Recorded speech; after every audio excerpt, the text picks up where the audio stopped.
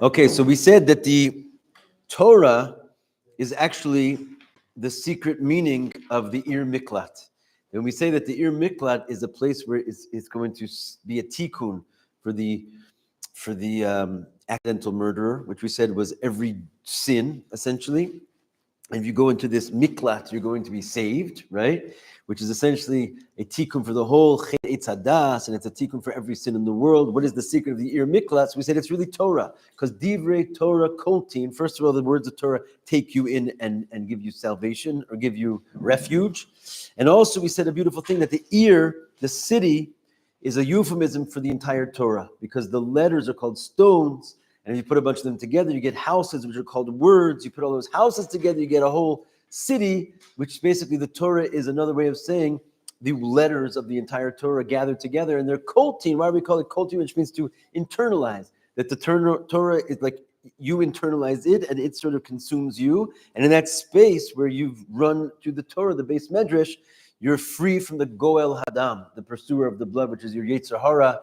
And therefore, it's a tikkun for sin. Not only that, but it also gives life. Because it said Torah, zos Torah Adam, right? That Adam goes on the ending of Aleph Dam, which just like when a murderer says Shofech Dam Ha'adam Ba'adam, that he spills the blood of man. So the Torah is called Adam. It replaces the Dam, the blood of man, and it basically brings you back to life. This is what we said, page 187, and we are. Footnote permitting, we might actually turn the page. It doesn't look like it. Okay, so the last column on these page 187, the second column, second paragraph. B'yemos Mashiach. After Mashiach comes, in the days of Mashiach, la'achar shleimus bira olam, when the world has been refined, yia inyan da'ari miklat ba'ofen naili yoser. So the whole concept of the cities of refuge will take on another dimension. Right? That's why we said that this mitzvah specifically will change and be added to in the future.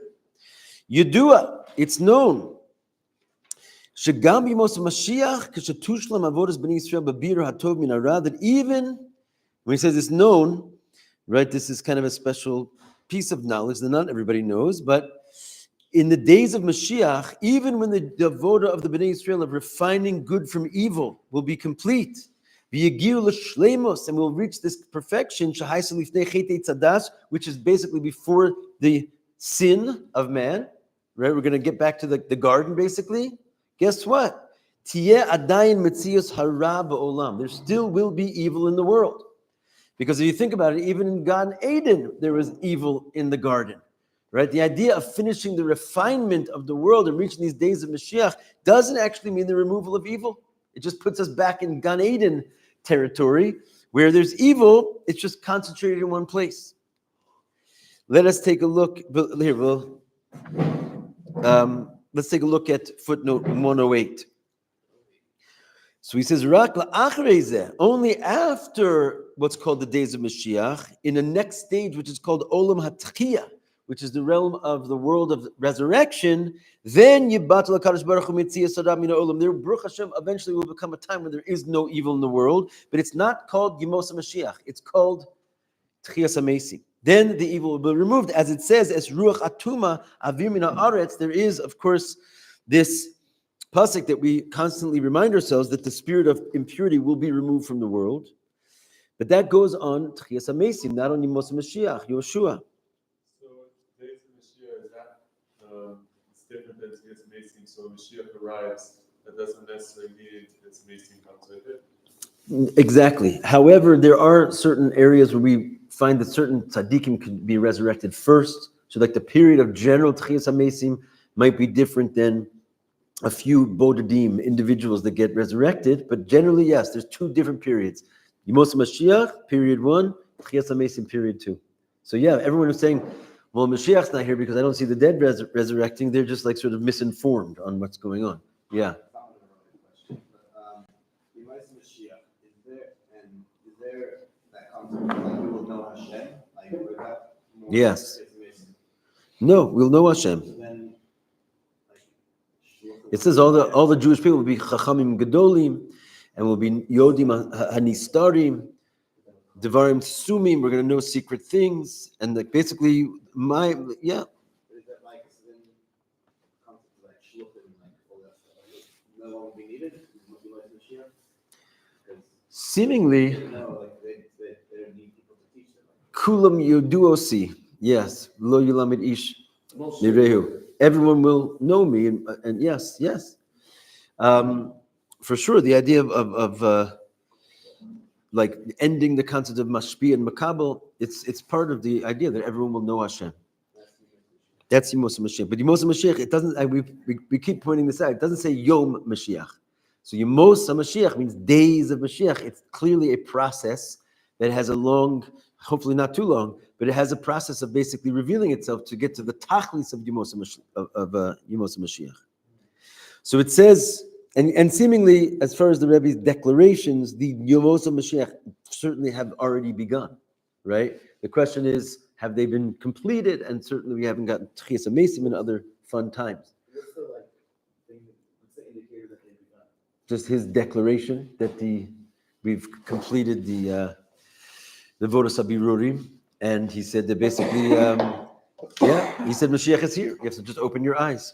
The Rebbe's declaration of this. That's the. Also, I mean, there's many signs. I mean, when the Rebbe said this in 1990, when the Rebbe said this in 1950, already people had a lot to say about it. Nowadays, if you ask go into any base medrash, any misnagid, any litfish, everyone's going to say we're in the days of Mashiach. No one really argues with this concept anymore. The Rebbe was a prophet, so he basically told us a little bit before everybody else figured it out. But this is all the signs are indicating. 4 days from now, we've declared war on Lebanon. So we're going to soon see troops on the ground in Beirut and all the good places. 4 days from now? That's what they're saying. If they don't move their troops back, we're declaring war in 4 days. Woo! Yeah. Most of Mashiach. So anyway, Everything else the Rebbe breaks it into like 10 different sources and stuff. You're saying the Rebbe just declared, or yes, when he says it's finished to be running, there's also sources for that. That's what we're talking about. He declared finished to be running. Finished to be Rurim is basically, This is me. yeah, pretty much. I mean, pretty much, yeah. Yeah. But that's sort of unlike the Rebbe in general. He makes a lot of like, he backs up everything he says. Usually, or not always. I mean, he brings certain evidence and proofs of it, but it's really was shocking to everybody and continues to be shocking to everybody. It's something that he declared with like sort of prophetic vision. Back into this footnote 108, we're saying that there's the Moshe Mashiach, and then when the evil will actually be removed from the world, that's Tchias HaMesim, but Al Tekufa Zu, it's on this period, Amru Chazal, the sages said, mitzvahs betelus lasid lavo, that mitzvahs will become nullified in the future to come, right? Not in the days of Mashiach, there still will be mitzvahs. In the future, when Tchias HaMesim happens, it says mitzvahs will be nullified. Let's look at the footnote, the star on that footnote. It says, Prati Adeas HaShak Levatar B'mayim Razeh. Oh, so we're saying, Si Ba'arucha B'Sfarim Shuvu B'Sdei Chemed. Fine, he doesn't really say. We're going to, if time permitting, we may in fact open up that chapter once again, where the Rebbe has an entire kuntris on the idea of what it means that mitzvahs will be nullified in the future. We learned it maybe a year or so ago, maybe more, maybe 2 years ago. No, I'm saying in the class we only learned it once. It's a kuntris on mitzvahs betelus lasid lavo, I think it's called. So we'll learn more about that. But there is this concept of, in short, just so you don't get too worked up about it, mitzvahs betelus, like the kind of conclusion the Rebbe brings over there. It doesn't mean there won't be any more mitzvahs, actually. It just means the concept of mitzvah where you have to be mitzaveh and command a world. When you talk about a command, it means there's automatically the concept of two. And there's like a distinction between the commander and the commandee. So there still will be the conformance of all the what we now know as mitzvahs. It's just that it will be so united with Hashem that there won't be this distinction between the commander and the commandee. That's what it really means, mitzvahs betelus lasido, and that's connected with Tchias HaMesim era. Back inside the footnote, he says, "Va'al pizeh tzrich lomar shasuda deluviyasem b'shur abar," that this meal of the fish, the surf and turf, we're going to eat from this meal, which Hashem will suddenly make it permissible.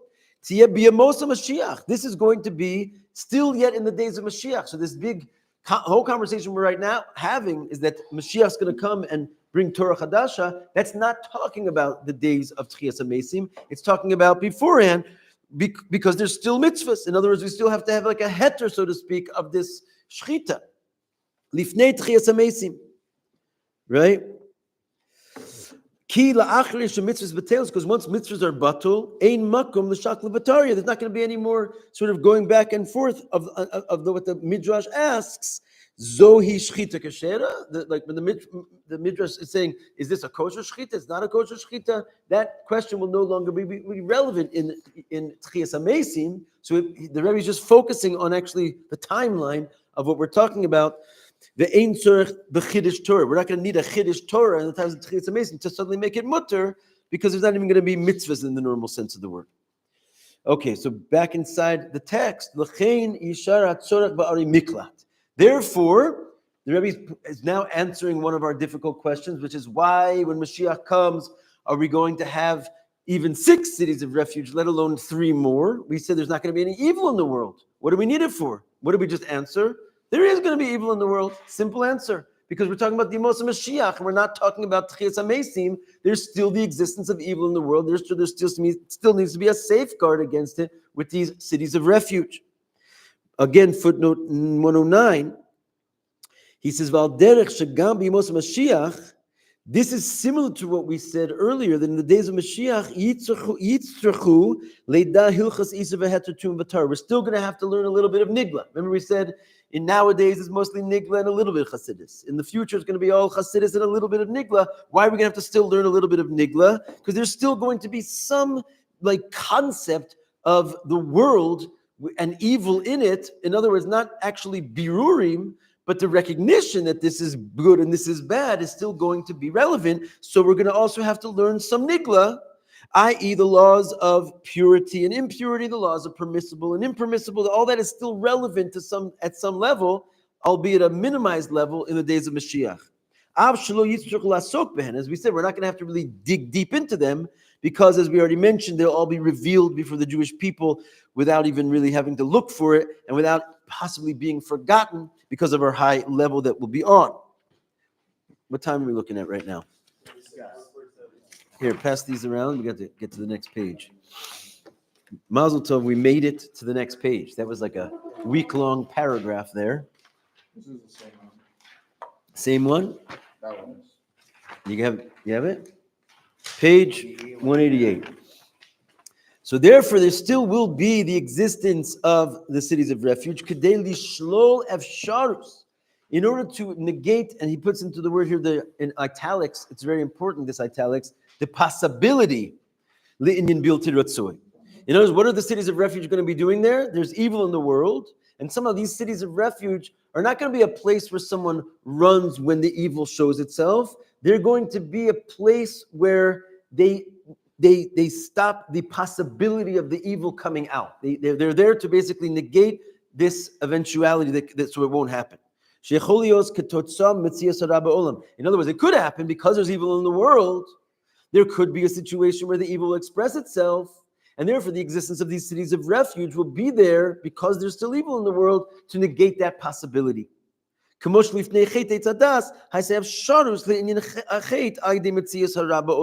is very similar to the status of the Garden of Eden, right? Just like in Garden of Eden, there was the possibility certainly of evil in the world. At that time, the possibility came out of the bag, right? So the whole point is that when we're going to reach this place where we're going to get sort of back to the garden, where there still will be evil in the garden, we need a safeguard so it doesn't happen what happened again, that the snake basically comes out. So these cities of refuge are a model for the concept of stopping that eventuality of the evil which is in the world actually expressing itself, right? In other words, being mispashet and sort of spreading, right? So the whole idea that we're not getting rid of the evil, so we still have to deal with it. What's our way of dealing with it? To keep it from coming out.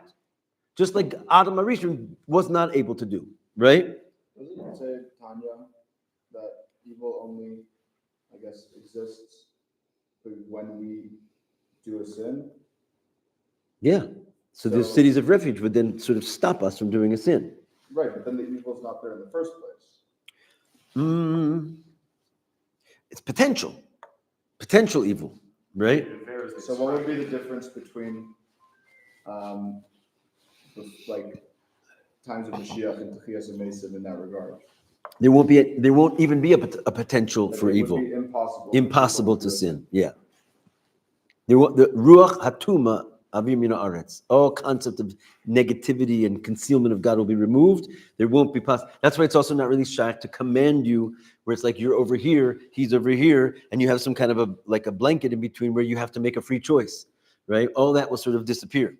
But then in Mashiach times, it would be possible to do a sin, but we just wouldn't sin. It will be possible to do a sin, just like Adam Arishon and Gan Eden could sin. But thank God, we're going to have been like 5,000-6,000 years after that. And so we're going to have put into place these safeguards to make it so the evil won't come out like it did then. And the safeguard, what he's saying is, as we're going to soon understand, these cities of refuge. So we're all going to be like Bainis. Because, or more. But what is the city of refuge concept, right? We said that it is a refuge for the Yetzer Hara so that it won't come out. So that's why the city of refuge is kind of being chosen as the poster child here to sort of fend off this evil, because it's a refuge so that the Yetzer Hara can't get you. There's a Goel Adam is paralyzed when you're in the city of refuge, right? So the existence specifically of, we're pointing to the city of refuge as that which will keep the sin at bay. Question? The city of refuge is something like a prison. You can't leave. But Tzfat is a city of refuge. You didn't even realize you're in prison. Like So why can't you leave? Well, if you leave, then the pursuer of the blood has rights to kill you, to kill the person. Yeah. Inyan zeh shlilas efsharus. So this very concept of negating the possibility le'inyan bilti ratzoi, of something negative. So in other words, the regular cities of refuge we had before, and that didn't seem to stop the sin from coming out. The unique, remember, there's only one mitzvah which will change al pi Torah. It's written in the Chumash when Mashiach comes, and it's the city of refuge. And we already learned the city of refuge was a euphemism for Torah. So the idea is that the regular cities of refuge that we had before will not be strong enough to negate the possibility of sin coming out. You're going to need to add on the cities of refuge, and that's what is symbolic, emblematic of the days of Mashiach, that there will be a new city of refuge, 3 of them, and specifically with that will keep the possibility of evil from coming out. And what we're saying is these 3 cities that are going to be added are Hosefas Sug Chadash. They're not just 3 other cities like the ones we had before. They're a new brand of city, right? Of type of Ari Miklat. He's Galus Chadasha B'divrei Torah Koltin. And what does that really mean? It's a new brand of Torah, because the cities of refuge are called Divrei Torah Koltin. The words of Torah is really what's a refuge. So now there's going to be a new sheriff in town. There's going to be a whole new type of refuge that the Torah is going to provide for us. Shezeh Inyan, what is it? Torah Hadasha Me'iti Teitzeh. This is Mashiach's Torah, right? Which is called the new Torah, which will come out of me. This, which we said was basically prophesized and yet explained, just something so deep inside the Torah that we never would have known it was there unless Mashiach brought it to our eyes. This Torah is going to be so strong that it will negate even the potentiality of evil for coming to the world. 3 cities. So total 9. Total 9. Which is what? He's Galus Taimei Torah, the Pnimius HaTorah. This is a revelation of the Pnimius HaTorah. Chochma, Bina, and Das. The Kevan Shepnimius HaTorah, he Lamayl Mishayches the Bira Tovira. Everyone's going to be Chabad. That is for sure. So he says, since some will come kicking and screaming, but they can't really help it. So he says, since the Pnimius HaTorah is above any connection to Birur Tovira, think about what we said before. Remember we had a whole conversation. Parts of the Torah, let's say called mitzvahs, they're all about the world. And then Torah in general is sort of above the world. It's like a discussion. It's not getting into the nitty-gritties. And then in Torah itself, there's parts of Torah that speak about Maisa, like what to do, and there's parts of Torah you're just like sort of learning. And even in the parts of Torah that you're just learning, you're learning about the world. In other words, Olam Hazeh and the mitzvahs that are associated with it versus Kabbalah, which is basically the real Indian of like Torah, which is completely above the concept of refinement, right? So the whole idea of the Pnimius HaTorah is a revelation of an aspect of Hashem's wisdom, which literally has nothing to do with the refinement of good and evil. And that is these three new cities were going to be revealed to us, Chabad, right? Chochmah, Bina, and Das. You can see why they called it this movement. It's not just a clever name, right? It's basically describing a new form of Torah, a format of Torah, which is a different breed of Torah, which is not anymore get involved in the refinement of the world. And what's unique about this Torah is that it refuges a person. Not only that, a normal Torah refuge is a refuge for a person. Your Yetzer Hara is chasing you. You're going to run in and be saved by him by going into Torah, Nigla, Gemara, whole day long in Seder. But there's a type of Torah that when you go refuge it stops not only the Yetzer Hara from getting you, it stops the ability for him to get you, because you're going to a place where the whole concept of like good and evil is really not even going on anymore. You sort of like go into a place where the relevancy of even there being this fight is not even happening anymore. And it sort of like just stuns the Yetzer Hara. That's why it says that in Kabbalah it's called Leis Taman Machloikis. The Rabbi Shimon Bar Yochai said in his Torah there's no Machloikis. It's called Torah Shalom. Because it gets into a place where it's not fighting over what's tameh and what's tahor and what's all these inyanim. It just takes the whole conversation higher. Yes. So then is it not going into the step of resurrection? Not yet. It's still the function here is to basically, because we're not in the world with no evil in it. But with the presence of this Torah, it's that evil which is in the world. It makes it so it doesn't come out. Okay, so it's still in the image of a refuge. Yeah. For the God we saw on the level of Chochmah, Bina, and God, but it's still solidifying and maintaining that birur. It doesn't get transformed and resurrected. It's not. First of all, it's not making the birur. Right, The birur is made. What's making is it so there won't maintaining. have a need to make another birur. Right, so it's maintaining. Yes. But it doesn't- Not only maintaining it, it's actually serving to essentially make the Ra inconsequential, because it no longer has the ability to express itself. Okay, but the Ra is still there. It's still there. I gotta go. Let's pass these in. I'm leaving. Say it again.